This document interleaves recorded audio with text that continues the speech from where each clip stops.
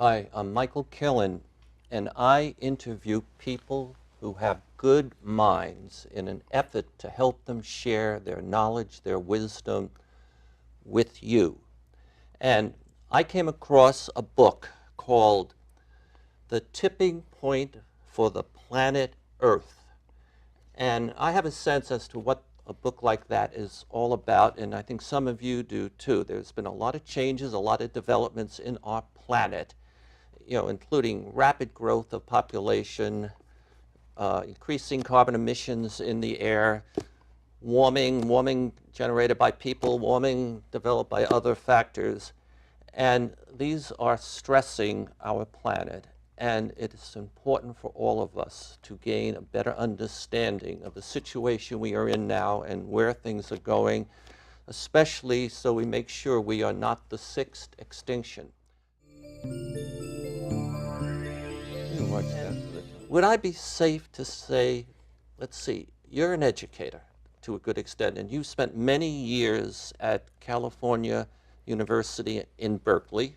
Correct. And you are into history, right? Deep history, yes. Deep history, long history. And maybe you want to tell us what kind of history has interested you so much. Sure. My background is in paleontology, and specifically paleoecology, which means that I use the fossil record to try to understand how big changes that took place on the planet in the past actually affected living systems. And the whole reason for doing that is to try to understand how the big changes we're seeing today actually compare with the past and whether we really are living in a unique age. So you look at the fossil records, and these are records from millions and millions of years ago. Is that correct? Yes. So the fossil records I look at stretch back millions of years, but really most of the focus in my work has been on looking at what happens over the last, say, 20,000 years. And that was a very important time because it was a time when the human population was finally expanding so that Homo sapiens got to every continent on the planet, say Antarctica. It was also a time when climate was changing at a magnitude that is very much like we're seeing today, but at a much slower rate. So you put those two things together, and we saw some interesting events in the natural world. So did you say your emphasis has been on the last 20,000 years?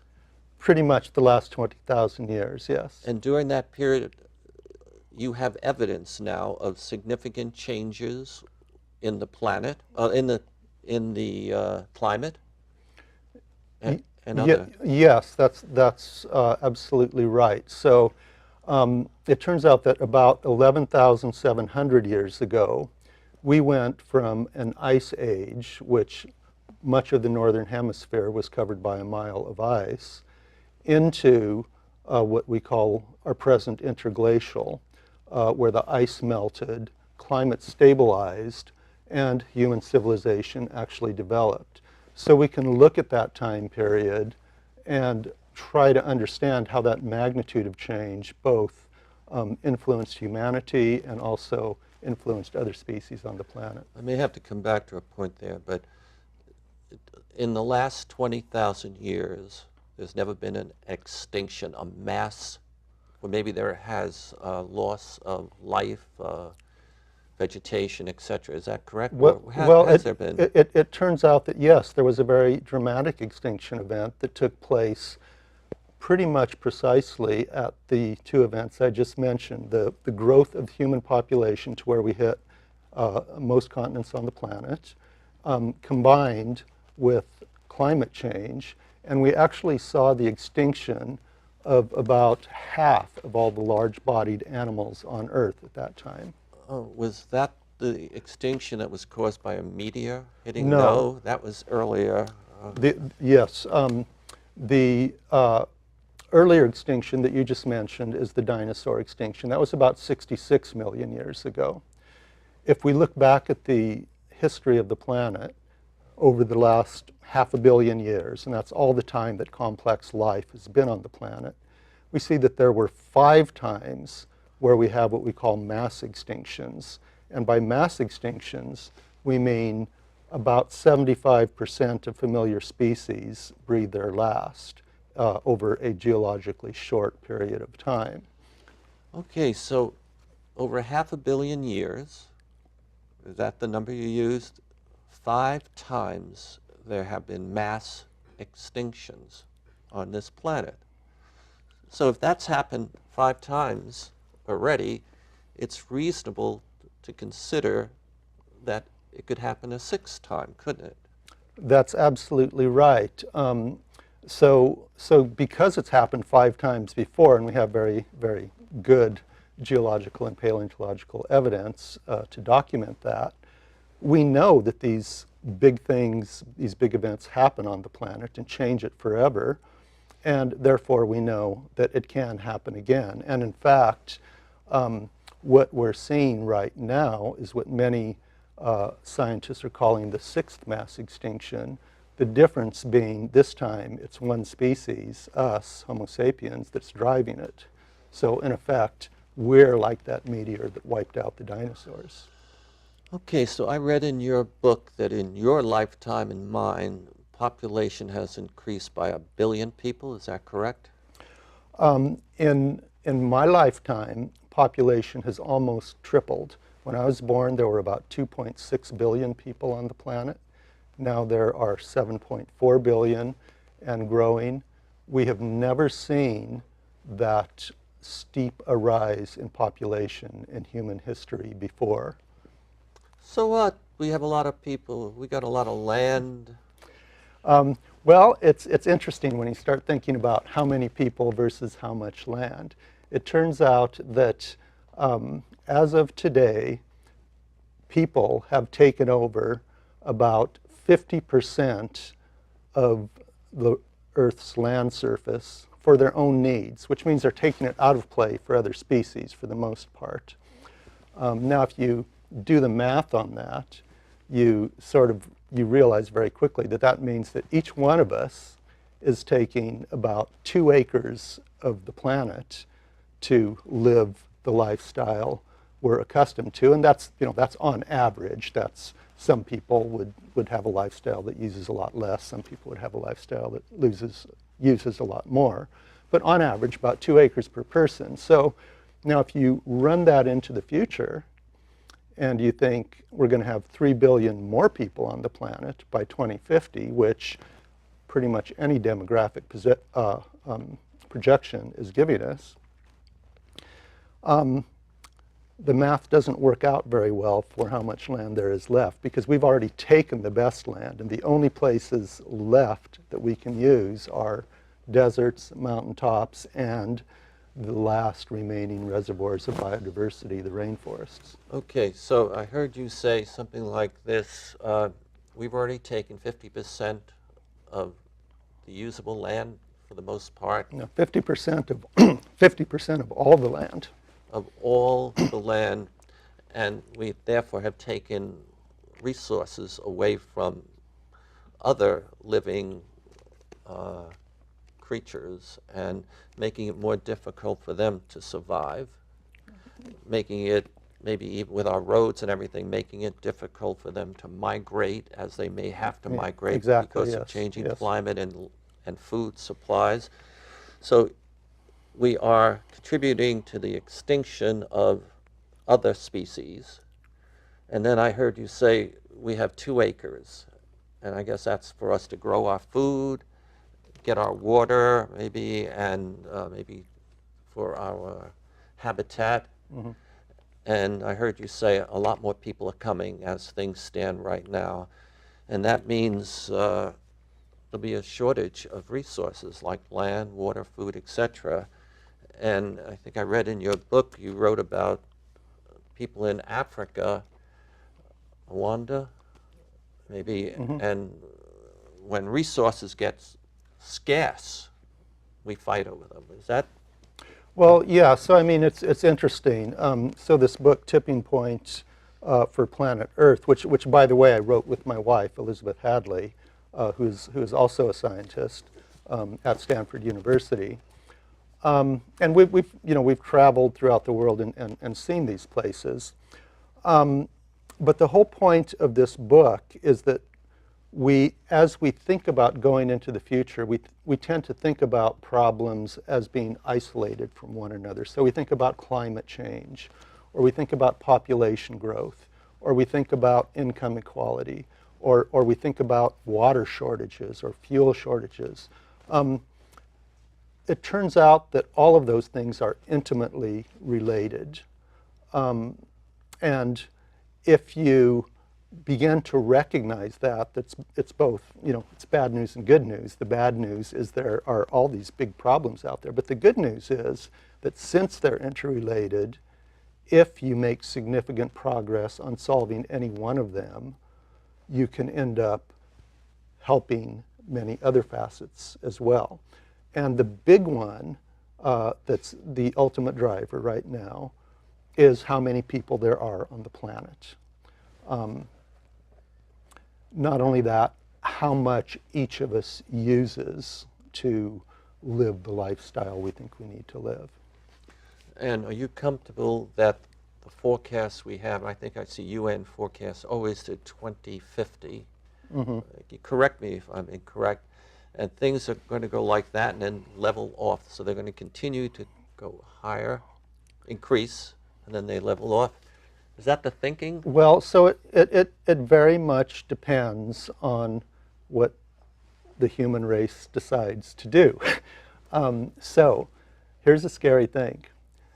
If fertility rates, that is birth rates balancing death rates, continued to be what they were over the last decade or so, no change whatsoever, we would have 27 billion people on the planet by the year 2100.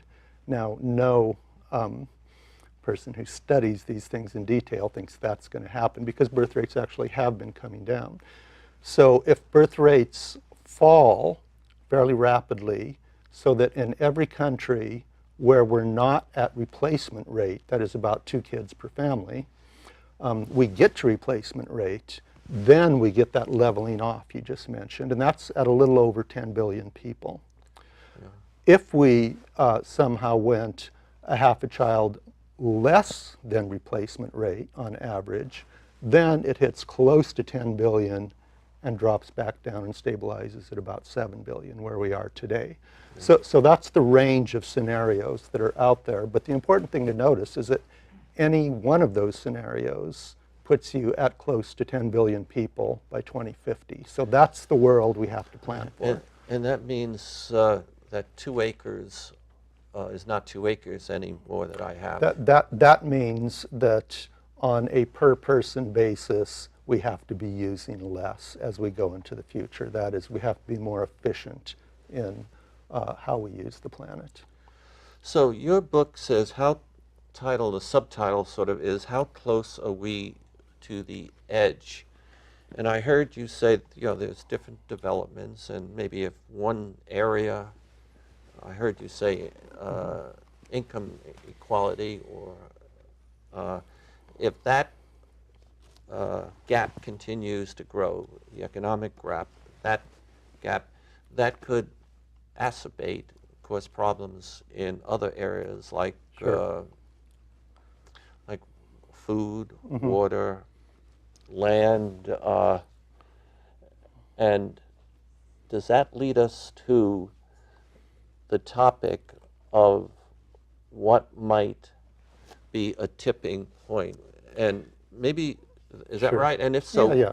would you define a tipping point? Yeah. So that's basically when we talk about tipping points, we talk about sudden changes. Now, if you think about the way things change, really, and it doesn't have to just be in biological systems, any system, if you think about the way things change, there's 2 different possibilities. One is you push a little bit and something moves a little bit, and then you push a little bit more and it moves a little bit more. So you can always predict by the amount of pressure you're putting on it where you're going to end up.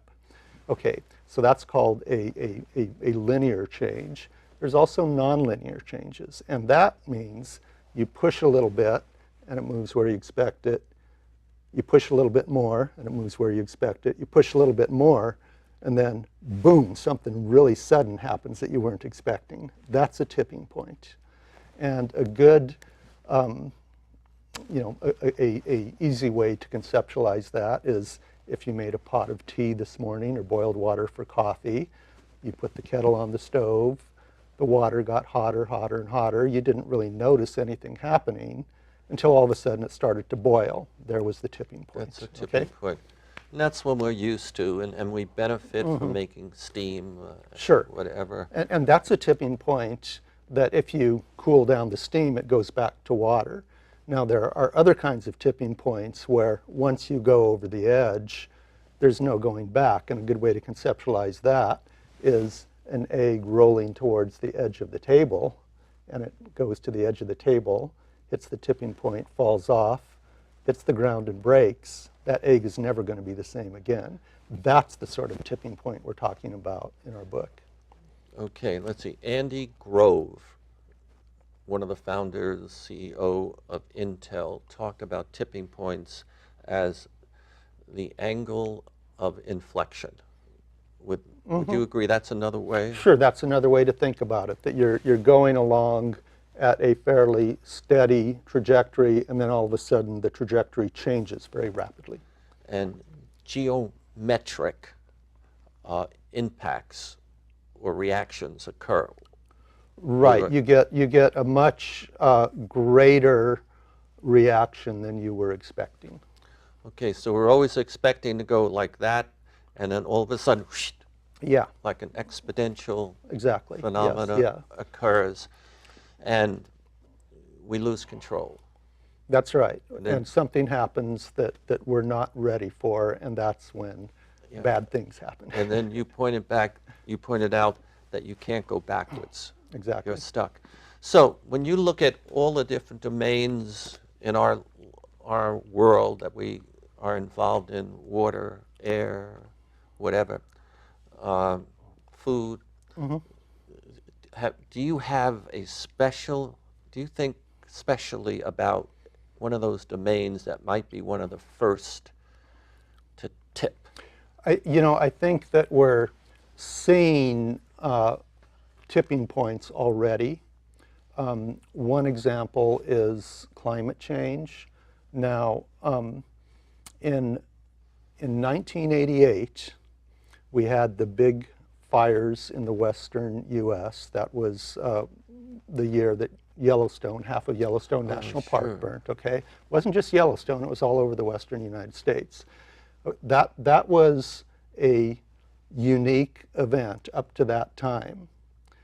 Ever since then, that much acreage has been, and more, has been burned every year. So we went from, just like the water heating up and turning to steam, those forests were drying out year by year. They hit that critical point where ignition was very easy, and that's where we've been ever since. Now that's a climate triggered tipping point. So we've seen those kinds of things already.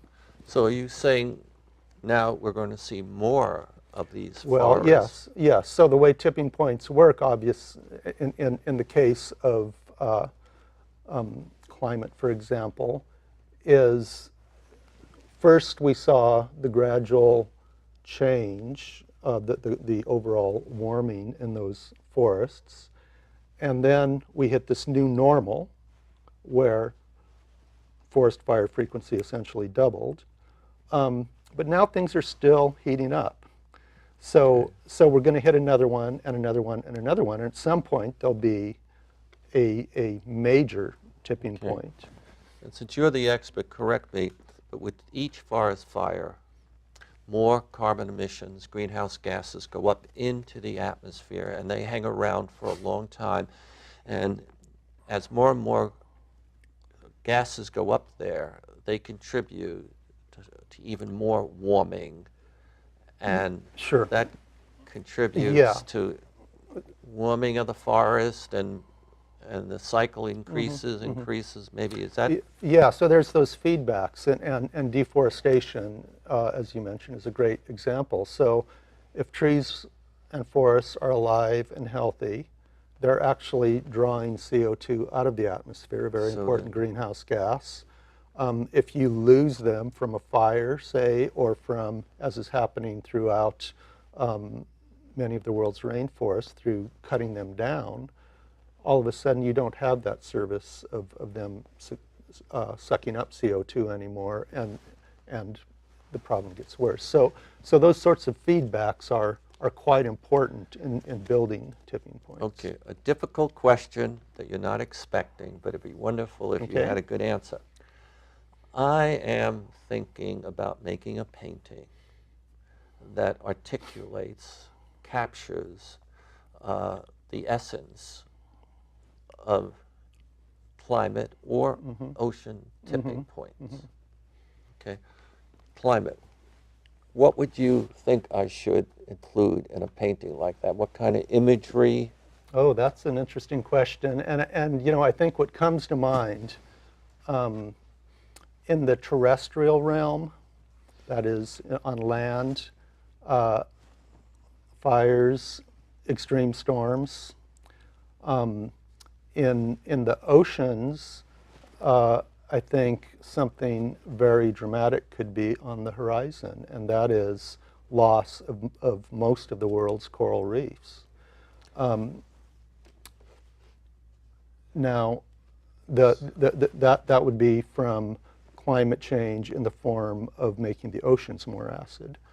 All right. So in terms of a painting, you know, you're going from bright, vibrant to dull white, essentially. In terms of planetary impacts, if you lose coral reefs, you're wiping out 25% of the species in the oceans. You're wiping out 10% of the world's fisheries. And you're wiping out the source of protein for a good number of millions of people that rely on that as their basic source of protein. So all of a sudden you have a lot of hungry, poor people, and problems start. All right, that is very helpful to me, and I'm gonna watch this TV show, this video again, just to listen again to what you said, because it could be well, very... Well, good. I want to see the painting. Yes. So, you and your wife wrote this book, and I remember hearing your wife give a speech, and she talked about being in Yellowstone, if I remember correctly. And I noticed something you have tried to do, and I think you've done it fairly successfully. You tried to make this scientific book accessible to the layperson. And I can tell from the stories and the travel information about your daughters and et cetera, you have succeeded, I think. Thank you. And it's a valuable book. I was wondering, since you brought up the time period of 20,000 years, I want to share this painting is within, I focused on the time period of the Lascaux caves, which were when the people were making cave art in that 20,000 years ago. And I imagined that the way we are going, we might be heading off the cliff. And before we go off the cliff, we will have made paintings on our walls, etc. You know, words like E equals MC square, somebody with an iPhone. We have crosses all over the place and stars. And if we go off the cliff, maybe 2 million, 4 million years, some new people will come along, may not look like us, and they would find our art. And there's a little Matisse up there, and they would paint their art over us.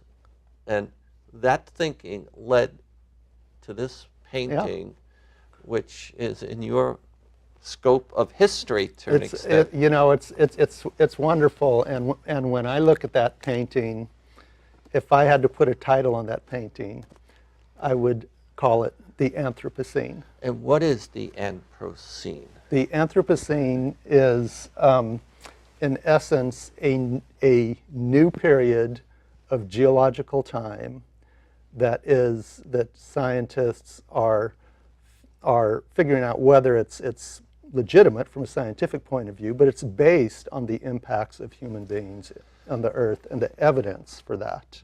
And so, you may have heard or remember from way back in school, the Pleistocene and Pliocene and Miocene, the scenes, right? So anyway, those are all divisions of geological time. So the Anthropocene is one that is based on the impacts of humans.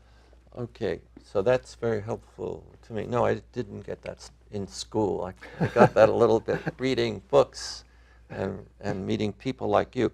Now, you are a professor emeritus at Stanford. I'm a professor emeritus at UC Berkeley. Okay. I'm at Stanford now. My real job is now at Stanford as the executive director of Jasper Ridge Biological Preserve. Okay, you've been a wonderful guest. I've learned a lot. And I like this book. I hope you go out and get your hands on it. You'll learn a lot. And then he has another book, which is Dodging Extinction. And I think it's been a wonderful opportunity, and I thank you very much. Thank you, Michael. You can watch that for the time being.